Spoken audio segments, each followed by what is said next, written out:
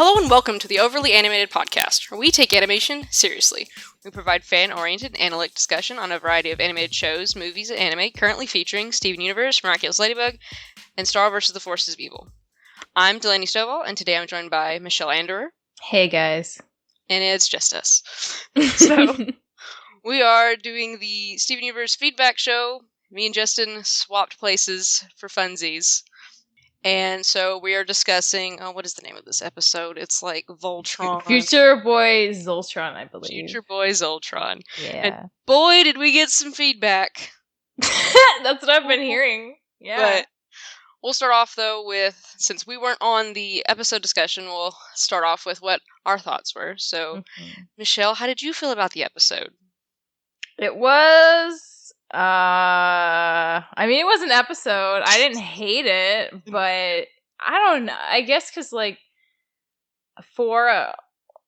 see, again, like, I have issues saying, like, anything's filler, but, like, for a filler episode for Steven Universe, I didn't think it was that interesting. I thought it was, like, okay. I didn't hate it, and there are maybe 3 episodes I genuinely do really dislike, and this isn't one of them. So I guess, like, that's kind of okay in the grand scheme of things. Okay.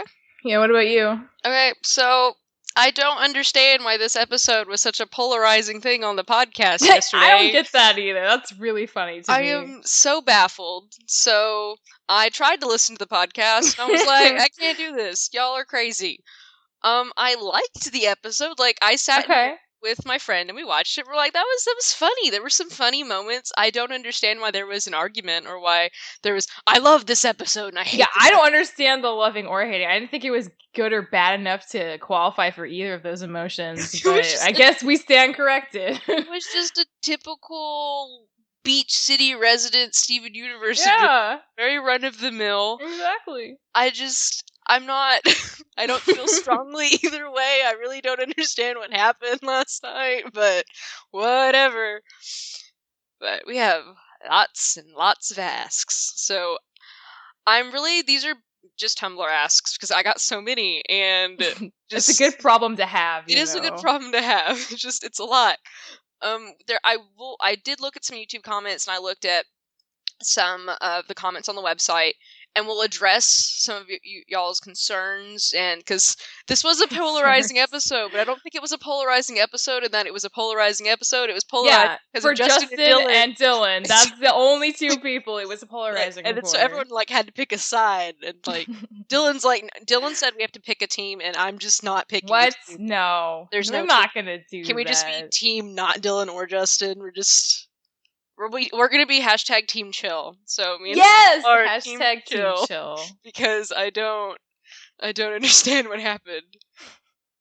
So I'm looking at my ask box. Okay. And thank y'all. There's so many. So I'm just gonna start somewhere. So okay, Oh God Not Her on Tumblr sent me 30, which is wonderful. Thank you so much. 30. But I'm not going to answer. I just kind of don't get how you could be like, oh, and another thing, and have it be the 30th thought you have. No, this is honestly beautiful. Oh my God, so it is great. really a commitment. They're numbered, which is really it's really helpful for me, and it's in 4 different asks. And I'm just honestly I'm impressed they sat down and did this. Yeah. But we're just gonna go over a few of them because there are just many, and there are other asks, and we wanna make sure everyone gets involved. So their first talking point, which is an important talking point to me, and I know I didn't listen to the podcast last night, but I absolutely guarantee this didn't get talked about. Okay. Onion is the best. Agreed. He was probably the funniest part of that whole episode. Well, actually, yeah. But Garlic just kind of popped up. Well, though, for a hot second. But Onion. This is, I think, arguably Onion's best appearance. He came back with a mask on. It made a big difference. So he wouldn't get caught. We all know it's you, Onion, but that was amazing. So I'm going to agree with this statement that Onion is the best. And then, I'm sorry, I just have to read these. There was no way I was going to be able to prepare a list. It's just... Oh. Do you watch Voltron, Michelle? I have not. It's on my list. Okay, well then I will answer this question. Okay. Also from Oh God, Not Her. Just assume all of these are from Oh God, Not Her on Yeah, time. right. And when we switch, I will be like, oh, this is from. But as of right now, all of these are just from the mini asks. So, do you prefer this episode over? It says VLD. I'm assuming Voltron Legendary Defender. I'm gonna say no. I mean, clever ask, clever, but no. Though I do enjoy like Zoltron. That was pretty funny. Just we had Steven just got to be Astro Boy for like 11 minutes. Why not? There's just so many. So they mentioned a few times that Steven is swole and also Mr. Smiley is swole. I agree. That is something. What does that mean? Does it mean he's like strong in We are shape? having generational differences here on What the heck does that mean? podcast. Yes, just strong because Mr. Smiley just picked Mr. Frowny up. Oh yeah, that's true. Flipped him over. Yeah, and then of course Steven broke. Yeah, just with the pad. That's true. That thing was on its way out, though, to be fair. If Steven hadn't padded it, I think anything else, like the wind, probably could have, knocked it over at that point. That's pretty true. It's quite old. This is a good point. These are out of order. They're... Oh God, Not Her. I'm sorry. You're probably listening, being like, you're not reading them in order. I'm sorry. They're numbered. I did this for you. I'm sorry. Said... Mr. Frowny came to Beach City on a whim and left in like 5 hours. Yeah. Good point. He did. What the heck? And like, why did he decide that this was like the time of his life when he wanted to make amends, even though he felt like so completely sure it wasn't going to turn out okay at all? Honestly, this premise is just, again, I don't know. This episode just caused this polarization. I don't understand. I think if Dylan hadn't liked it so much, it wouldn't have turned out the way it did. Like, why, Dylan? I don't know. Okay, the new Lars, I understand. Like, that was a pretty fun episode, but this, like, I really don't understand. It's fine. I don't know what he thinks or what he's doing with his life, but... And this is another good point. Why does Steven continue to be creepily involved with Lady's love life? I guess that was the deciding on the Sadie and Lars ship name. Oh, Lady. Right. Yeah, Steven is really creepy about it. I agree. He is really creepy. Stop interfering. Let's not. I don't know. I think maybe because like he actually knows both of them and he feels like he knows what's best for them, even though it's like not how things should work. And he likes both of them, even though Lars is like not nice to him. He really does like both of them. So like I could see like you like two people, so like you think they'd make the perfect couple. I mean, I got my two best friends together, and I take full that was my greatest achievement of my life. But that's pretty awesome. I hope I'm not Steven levels like creepy like in a fortune teller booth. Oh my God. Yeah. How did nobody realize he was like that's human? Like what the heck? He was not hiding it. God, Not Her said that. Yeah. Like it's so obviously Steven. He's wearing oven mitts. Yeah, come on. They know Steven. They know Steven for years. Just because he knows it's a different color doesn't mean they wouldn't notice that. I don't know. Just Steven dressed up like a robot. Do these people not understand how Halloween works? Like, does Halloween baffle Beach City? Maybe, because monsters are so commonplace anyway. Maybe Halloween's really weird over there. Yeah, maybe they just like don't have Halloween. It's just not real. Okay. This is a really good point. Zoltron sees sadness in your future, no matter what you do, has to be the worst and most insensitive thing Steven has said. Agree. Yeah, I agree with that. I was like, it's like Steven. This is another point they made. I can't remember. I'm not even. Oh, Steven learned Pearl's excuse to avoid human emotions. Yes, so it's Steven's face, but then Pearl like came out of his mouth. It's like, I don't understand. I don't know if this is supposed to be some sort of like comment on like Steven's state of mind. Oh, I don't even know. I have no idea about that. I mean, it was, I don't know how I feel about the whole beginning being like the kazoo, because it's like, Steven, you've been going through, I mean, again, he's a kid, he can do whatever he wants, but like, am I ever gonna get that kazoo? Like, Steven, what about all of these Right? Like, I That's don't know if he so can just hard. switch off his real problems so easily in an episode at this point. You'd think it would be weighing on him all the time. I don't know. Maybe he was just caught up in the moment of like actually enjoying childhood again for once. I mean, good for I him. guess that's possible. Let Yeah. Steven be happy. Okay. We might return to oh god not hers questions if we're like, oh, we got time. We need any time. Yeah, there's plenty to choose from. But we're gonna keep on trucking. Okay. From Wicked Geek on Tumblr said, Hey. they said, hi, thank you so much for greeting me in this ask. Like, that's so nice. Oh my god. Like, I read that, I was like, oh, That's really just so sweet. nice. So, I have a question for the podcast. What if Steven is slowly gaining Garnet's ability to see into the future? Steven has the ability to enter anyone's mind when he is sleeping and can also do some incredible things when doing so. His mind is a powerful instrument. Now, what if Garnet's kisses to the forehead start to stick there? Imagine Rogue from X-Men, but in a non-lethal way. It's very far-fetched, but maybe these future vision kisses are for a reason. What do you think of that?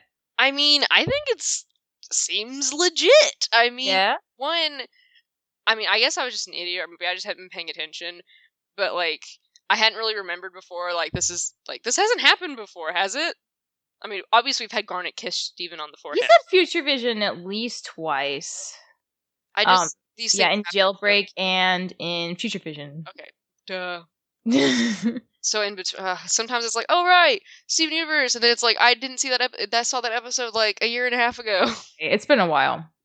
So, I mean, I think this is pretty legit, and it makes a lot of sense. And I mean, at this point, Steven just has like all the powers. I mean, why can't he see into the future? I mean, sure. I think it is kind of weird that it's like does she lose that power for a certain amount of time then, or does it just like wear off, but she still has it? She can just share it, strength or something. I mean, Steven can heal people with his saliva. I mean, I guess True. Garnet can give future vision with her saliva. Yeah. I think this is pretty cool. I mean, I wouldn't be shocked. I mean, I don't think we've really completed this whole Steven has new abilities arc thing. We haven't explained it enough to know if it's just like all the powers or like all Rose powers or like what. Like, yeah, there could be more coming. I'm okay with this. Honestly, like, this is a good point. Also, nice X-Men reference. Virtual high five. You should send us more like this, Wicked Geek, in the future. Wink, wink. Yes.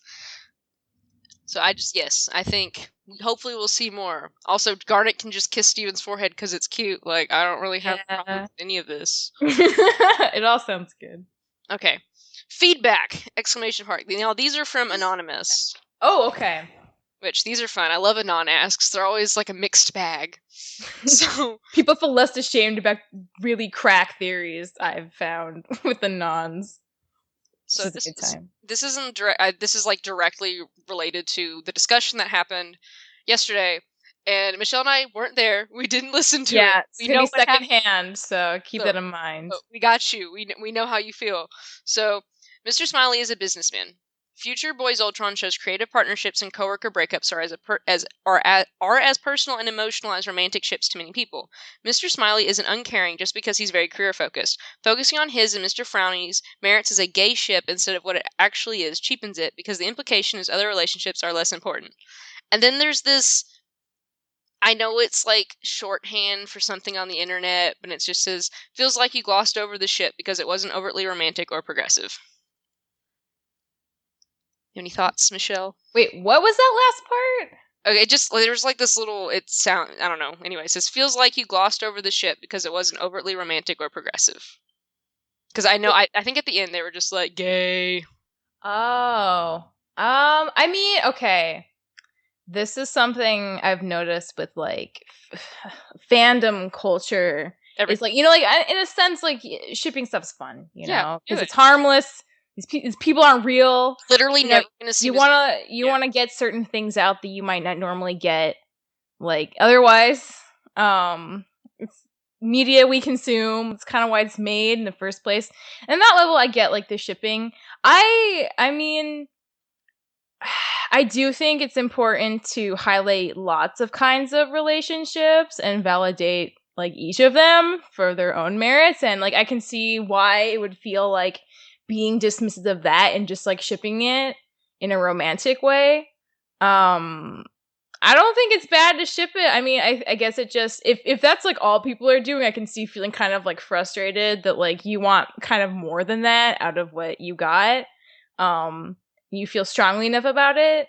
But I don't know. I feel like, whatever way you want to look at it, as long as you're getting what you want, that's like all you need, Yeah, I mean, I was watching it and I was sitting with my friend and I was like, gay. Like Yeah, I kind of got a little bit of that too, but not in a serious way. Just in a like, they have feelings and they like each other, and like that's all you need. I mean, anyway. Honestly, I am pleased with this though in showing like, everything is like, hello, Steven Universe, like gay, everything is gay, but I'm now this is kind of like not the bulk of our feedback, but it's there's a lot of comments. A lot of people were a little upset about how Dylan and Justin talked about this, and I agree with you, and I completely understand, listeners. I think, of course, we all get also we get a little jokey sometimes, and I think we sometimes think important things get glossed over. This is true. And I do think this is, I really do like this part of the episode. Some of it felt a little rushed and a little confusing, but I did like that we're kind of showing two men who have, like, they're trying to repair a former work relationship, and I think it was nice to see them hug in a, non-romantic sense. That's important. To deconstruct these societal things where men can't show affection and such. So I feel you guys, and ship it or not. I mean, we're literally never going to see Mr. Frowny again. I just want everyone to realize that we are never seeing him again. Yeah, I really don't know how they'd bring him back, but I mean, honestly, like, even though I felt very like whatever about this episode, like, it was nice to see them reconcile. Even though like we really didn't know this person existed until this episode, and probably we'll never see them again. And it was like a pun. It's nice. Yes. Like, you get like a little bit, I don't know, and yeah, seeing, and I imagine there was a certain kind of like, just like, bond and closeness that comes out of like doing an act together for years and years and having it be successful, and having such a terrible falling out where you don't talk to each other for like years, if not decades. Like, that's really intense. Like, well, the next Anon said, they felt the ending resonate. They said, I feel the ending resonated far more with me because I know a lot of good people for whom their careers are very important like that. Smiley and Frowny had the equivalent of a band breakup, which I thought that was an interesting point, which can be just as emotional as a romance breakup. It really sucks when life or creative differences comes in the way of a great partnership. I give Smiley lots of credit for ending on a good note with Frowny, despite them parting ways. Yeah. Good stuff. I agree with all of that. Like, this is good stuff. And I'm sure Dylan and Justin were just like too busy like arguing with each other. Yeah, they'd set the tone like 2 seconds into that, and that's just how. When I'm not there to be the voice of reason, this is what happens. And then, okay, we have Steven being dressed up as Zoltron turned out pretty good. His costume looked great, and I liked him giving the town advice that actually seemed to help them for the better. Steven was giving, aside from him being really creepy with Lars and Sadie, yeah, he was giving pretty good advice. And then Suitcase Sam showed up, and it was like, oh. What? Yeah, I did not expect to see him again ever. Somewhere, I'm sure Justin like screamed for like 15 minutes from that. Perhaps, yeah. I mean, the costume. It's pretty fake, but it was cute. It worked. But yeah, I guess he was giving pretty good advice. It just kind of got a little weird at the end with the future vision. I think it just got a little wonky. I do. One thing I appreciate about seeing the future vision is that I think you get kind of more of a sense for where like Sapphire/Garnet's coming from. And you also see like, even though like there was like misfortune in every like possible direction the future could go, according to Steven, like, it was only bad at certain parts. Like, the reconciliation between Mr. Smile and Mr. Frowny was still really good, and it ended on a good note. So even though, like, technically you saw all the bad parts that he envisioned, like, it still ended up being okay. And I think that really speaks to how, like, Garnet probably really does have to, like, take a chance on the situation, because you never see the whole perspective, but you see, like, parts of it, and you just have to, like, hope that it will turn out okay. Which I thought was really interesting. Yeah, and Oh God, Not Her had had one point about they kind of blamed Mr. Frowny for his crippling depression, and I kind of hated it. And then there was also something about like, why did we see all these bad stuff, but then that's not what played out. So how these both relate are like, I want to respond to them is that, like, I think this might have been a kind of a misunderstanding on Steven's part about like seeing Mr. Frowny upset and not really understanding that's like kind of a part of who he is, and it's not something to fix. Like, it's not something that can just be solved in, a conversation. Because I mean, this wasn't really a resolution. It was just, I mean, he literally got on a bus and left.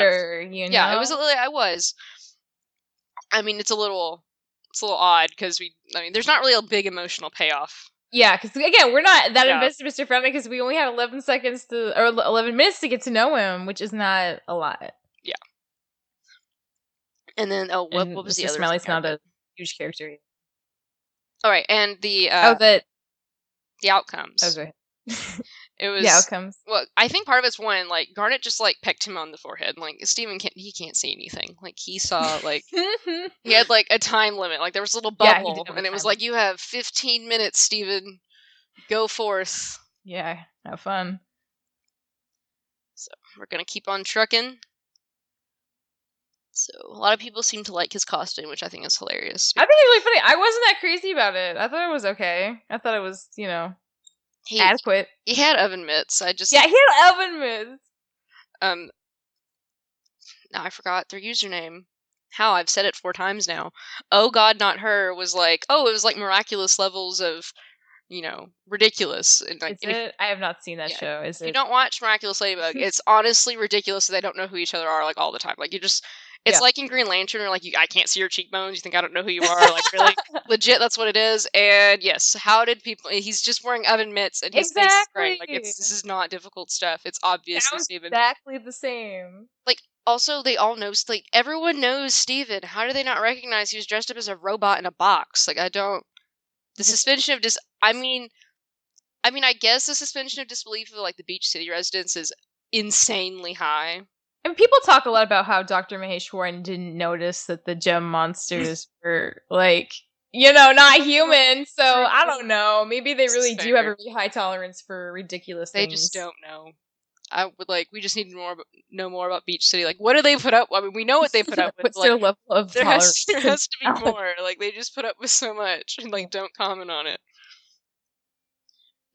Garnet approaching out of nowhere was great. Definitely glad her future vision came into play in the episode. This is kind of like an interesting opinion because a lot of people were like, well, Oh God, Not Her was like, can someone tell the Steven Universe crew that joking about Garnet is like not, like, it's not funny because it's like, they say contrivance. Joking about Garnet? Joking about, like, we don't know anything about her future vision. Like, it's kind of, they lampshaded her. Oh, yeah. Yeah. I mean, I thought it was funny. I mean, I thought it was funny too. I mean, it was a little like abrupt, like, oh, you're in to serve your purpose. Oh, okay, bye. Like, see you next episode, maybe.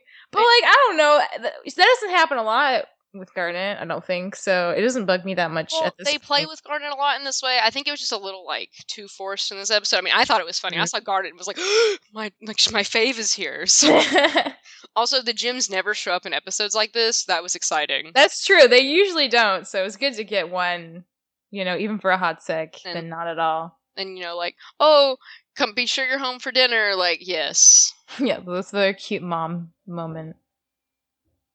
And then, yeah, I guess, like, it was nice that we kind of had this little bit of Garnet with the future vision.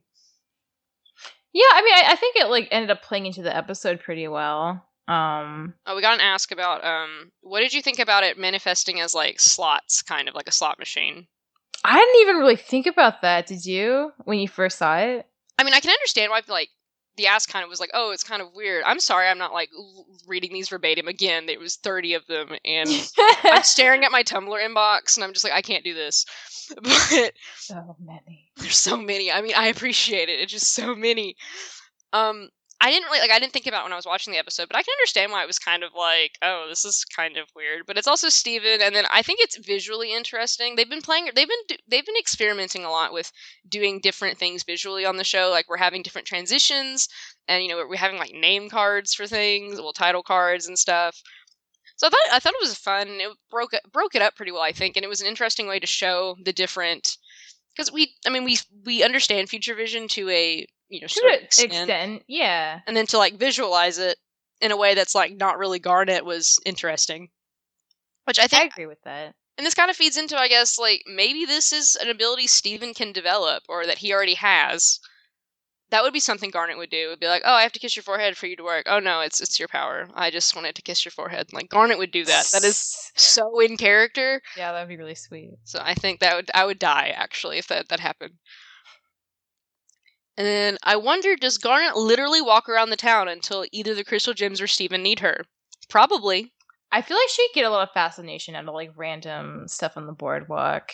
Like maybe even more arcade like rides and stuff. Oh my god, like, okay, if we're gonna have these boardwalk adventures, can we just at least have Garnet in the background playing arcade games for me, just for my pleasure? That would be so great. That's still one of my favorite episodes was like punching the arcade. That was really funny. That was a really good like early episode. I still really enjoy it. Oh, I don't know how we haven't talked about this yet. Now that I'm staring at the ask. Which ask? So it's in all caps. Sadie and Lars basically confirmed. So yeah, lots of eats. Because Lars is like, why don't you want to like come over? Like, let's watch a movie. And Sadie's like, whatever. And he's like, no. Like, it's kind of like a reversal of Sadie, let's Netflix and chill. Sadie. Yeah, and she's like, we have to go to work. Let's be responsible.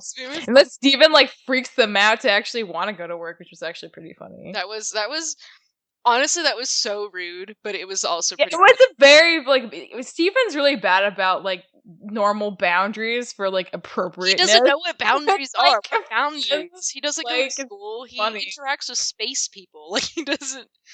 Like who knows? I think that's something we forget a lot. It's like, oh, we love Steven. He's such a sweetheart, and he's just like the purest. He's so cute. Like what a great male protagonist. And then it's like Steven, stop shipping your friends. Let them live their lives. On the other hand, yeah. He's being raised from people who are literally not from Earth. And like Pearl. Okay. Like, we're really talking about someone who's socially awkward. Like, oh my god, Pearl is so bad at this. Pearl is so socially awkward, she's not even socially awkward. Like we have to come up with a new word like for her. She's not awkward in like a nervous way, she just like doesn't give a crap, She just doesn't like, so funny. I mean, she's literally not human, so like yeah, she doesn't care. She doesn't care if she offends somebody. She's like, they're humans, they're like, weird anyway. Like, anything could upset them. My body isn't real. What's it matter what comes out of my mouth? Like right. Oh man. I am to circle back to the point, I am very happy about Sadie and Lars confirmed because I've only been shipping it literally the entire time. So I'm shipping it more that it feels like they're getting to a like pretty decent place with each other. That's fair. I mean, like once Island Adventure came out, I think that was the point where she was like, okay, these guys need to like figure some things out before they're ready. But I think they're getting a lot closer to being ready for that. So my shipping feelings have emerged. They've emerged from hibernation. They've returned from the war. From the long war, yes. I'll be interested to see if we get more of this, like kind of in the background, them being like cute or whatever. Cute might not be the right word. It's hard to describe Lars as cute, but he's a little cute, but he's also like kind of awful. So. He's kind of awful. That's the balance, you see. Okay, and then the other ask was like, gay, totally calling. They definitely dated when they were younger. I could feel the chemistry between them literally through my TV. You can ship them if you want. Yeah, I mean, and do what you want. It's whatevs. I really, like, we're never gonna see him again. I just... we can have both. We can, like, it's fine. They can be great coworkers and friends. Well, not great, but at one point great. But... and also maybe there was something. I mean, relationships are complicated, and I do agree with that comment saying like validating romance is like the epitome of like the best kind of relationship is kind of silly. Man, thumbs down. Don't do that. So yeah, I mean, whatever you want to get out of it, I think that's all valid, and there is no like right way to have a close with somebody or to love someone, so I think it's open to interpretation. Agree. Yeah. I'm sorry, I was again reading more of the I'm sure you've got a lot to there's so much so everyone knows, like, I'm pulling the curtain back a little bit. So I have, like, 4 tabs up. I have to have the Google Doc up so I can, like, do the intro for Lainey's y'all. like organized, you guys. I have a post-it note because I have to, like, record our start time and end time so Dylan can edit. And yeah, so we're having an adventure here. And because there's comments on literally everything, so I have to find them all. So, something, people seem, I think Justin, like, I mean, he doesn't like Mr. Smiley, so I guess we could. Yeah, he seems to not like it. So- I actually like him fine. He's like, he's funny. He's one of, like, he's one of the less, like, well developed and established. True, he kind of has like his one way of being that is explored to a very shallow extent every couple of filler episodes. He's a great gag, though. Yeah, he's a great gag. And so the one part of the episode towards the beginning, he has this like really awkward laugh that like always I find kind of jarring in that one. You know what I mean? Like there's this one part of the game which is just like ha ha ha ha, and it's like that's really weird. Why did they make him do it like that? Why like, did you do distracting. But in general, I think he's totally fine. I would, yeah, he's fine. He's cool. Oh God, not her. Somewhere in here was like, does Mr. Smiley just like have a monopoly on the boardwalk? Like, does he just own every? Is he a landlord? Does he? Yeah, he has a very illustrious multitude of careers going on. It would seem. Well, they said that like he clearly like owns Funland or like and the arcade. Well, I think the arcade is in Funland. I think is it? Like I think the boardwalk is just Funland. Okay. So I think that's what this is, and I think we fail a lot of the times to like remember. Like so, like there's like the French fry shop, and there's the pizza place, and it's on the boardwalk. But then I think the boardwalk is just like all with Funland. Like I think you're like, oh, I'm in Funland. Okay, I'm gonna go get some food. I don't know. I've never been there. I don't know. Dylan's been to real Funland or whatever.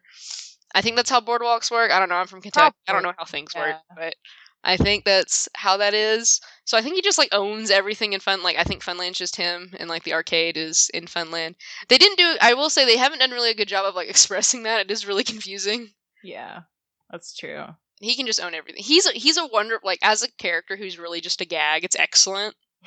Like it's pretty funny. Like it's really funny to have a character like that. You can just be like, oh, we opened an umbrella shop in the middle of the boardwalk. Who's running it? Mr. Smiley. Of course, Mr. Smiley. He does everything. Yeah. He like, does have a monopoly. He probably does, like, for real. Well, and they kind of explain it really well, too, with that, like, because, like, he's, like, what?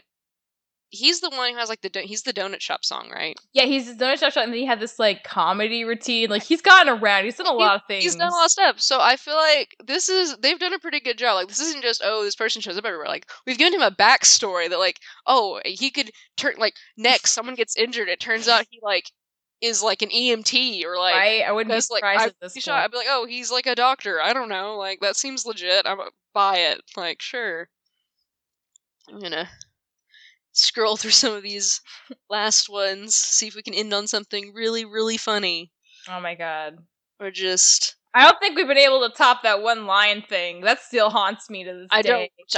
I don't need to know about that. I don't... Oh, okay, you're right. I would never want to ruin your life with that. I just... information. Oh, man. Oh, here we go. Here. We'll end on some philosophy. Oh, fun.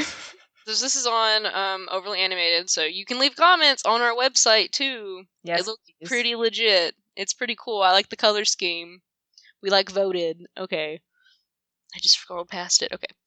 At the risk of sounding obtuse, there were some things. Oh, this is Jerry Danton. I think that's it's with a G. It could be Gary. Gary Danton. Geri. I don't know. I'm from Kentucky and I'm not smart, so I don't know. I can't read things. Oh my god. That should be your tagline. I'm Delaney Stovall. I'm from Kentucky. I'm not that bright. I live in Kentucky. Everything I say, I sound like an idiot. So I apologize if I mispronounce things or like your name. Okay, so at the risk of sounding, they said Mr. Frowny reminded me of Eeyore, which that seems Eeyore totally. Is the embodiment of depression, and Mr. Frowny is clearly depressed, so bye. Yep, agree. So at the risk of sounding obtuse, there were some things about this episode I just didn't get. What did Mr. Frowny realize at the end when he said he finally got the joke? And why did he realize it now and never before? Why did Mr. Smiley act like he had some big epiphany after Steven asks him if he ever told Mr. Frowny how sad he was making him? Mr. Smiley never really tells him that, even when they meet at the bus stop. Am I missing something? I just feel like that's more just like the kind of subtle stuff that happens that, being in certain situations can kind of bring out. And I mean, maybe Mr. Frowny just needed like those extra years away to be able to fully understand the joke in a new context that he did not have when they had a routine together. And maybe Mr. Smiley like just took it for granted that Mr. Frowny would be like intuitive enough to come to that realization on his own. He didn't think he needed to tell him outright, but that it would have helped a lot. You can't be really good at knowing things when you're involved, I think, sometimes, and having like a third person outside of the situation to just like let you like know things can be literally really helpful. Steven's life. Yeah, so like I feel like that makes sense in that way, but I mean, this episode suffers a lot from like we have like this episode kind of centers on this character that it just literally pops into existence, and then very true. This isn't, Bismuth pops into existence and gets like this, amazing arc thing going on. Mr. Frowny pops into existence, like I have no idea what's going on, and then we have Mr. Smiley who like isn't a character. I do think, I think we might need to read into things. I think it might be that, they were really young when the comedian thing was going on, and it's been forever, and like you don't really, you grow up and you like learn stuff. I don't know. I don't necessarily think you're missing anything, Gary or yeah, I don't think so either. Like this episode is just there's nothing to get out of this episode. Like, there is no that's the real takeaway. There's no message. I think you can't miss anything because there's nothing there. It's a fun episode. We had Onion and Garnet, and it was an adventure, but you're not really missing that much. So you can always take away your own meanings, though. That's the fun part. Yes, you can always, whatever you got out of it. That's good. That's good and valid too. But I don't think there's not some great message that you need to get out of it. Not this one. No, thank you. You'll be okay. All right. Thank you for sending us asks. Oh wait, no, I forgot an email. Oh no. It's just the curse. It's on my phone. It's okay. I'll pull it up. It's okay. Okay. I'm so sorry. I'm just gonna make noises. Yeah, we'll just like fill the void of time with just screeches until. Okay. From John. Justin got a lot of heat unjustly, I thought. Mr. Smiley isn't that great of a character as of yet, and the aesthetic of an emotional moment with Mr. Frowny didn't really work out as well as it could have because of Smiley's lack of screen time and development. Jokes and always appreciated Onion scenes were great, and it's good seeing Lars and Sadie acting friendly to each other for once, tying back to the end of the new Lars. But it was hard to get emotionally invested in the Smiley-Frowny relationship. Oh, and I'm a no on the romantic ship between the two of them. It's reading a bit too much to the ending and the exchange at the bus station to suggest it was more than a once great friendship and comedy pairing. And then, P.S. Was anybody else getting a strong Alan Rickman as Marvin the Paranoid Android vibe from Frowny? Couldn't shake that association at all. We talked about a lot of that. Yeah. Really sorry I didn't read this email. I don't think anyone sends you emails with all the other ways. I got one email, and then actually I could have gotten one. No, I think I just got one email and then like a bajillion asks. I do check my email. I saw this email earlier. Like, even in the patron group, I was like, I got you, John. John is also Garfield. I was like, hey, I read your email, and then I forgot about it because it was like an hour. I'm really sorry. You saved it though. You got the best for last. So yeah, this is obviously like I love. Just send me emails, guys. I just love emails. I'm in college. I just live for getting an email. And I'm gonna see. Well, have you seen do you know what Marvin the Paranoid Android is? No. What is that? Don't know. We can Google it. You don't know? Oh, I was gonna Google it. But I forgot. Let's both Marvin the Paranoid right now. Android. Marvin the Paranoid Android. What is this from? Oh, Hitchhiker's Guide. I've seen this. I like remember when this like was advertised way back in. John's like rolling his eyes right now at us. What the heck? Wait, no, I wasn't. This is old. 1981. This was a John TV screams. show? What the heck is this? No, it's Hitchhiker's Guide. It's the movie, Hitchhiker's Guide to the Galaxy. Oh, wait, so what am I... Okay, the wiki... I don't know. It's Marvin the Paranoid Android. I don't know what you're looking at. So, wait, the movie did come out, like, not that long ago. Right. Yeah. I haven't seen the movie because I'm a bad sci-fi nerd, and I apologize.